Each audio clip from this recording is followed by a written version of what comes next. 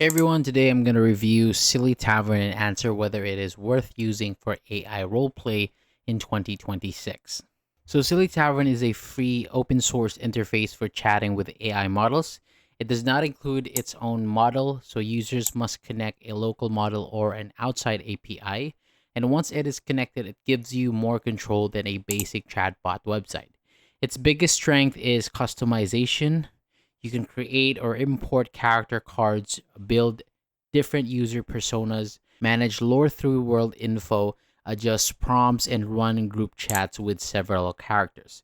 It also supports extensions for features such as text to speech, image generation, translation, summaries, and visual novel style layouts. So these tools can make longer role plays feel more organized and immersive. And Silly Tavern itself has no subscription fee. However, cloud APIs may charge based on usage, while running larger models locally may require stronger hardware. Because of that, the total cost depends on the model and setup you choose. User feedback is generally positive about its flexibility, detailed controls, and ability to manage characters and story context in one place. On the negative side, many beginners say installation and configuration can feel confusing.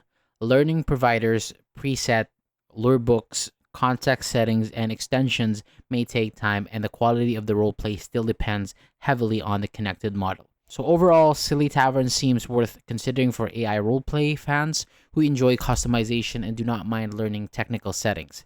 Casual users who simply want an instant, ready-to-use chat may prefer a simpler platform since the software is free. The main investment is your setup time and any model costs.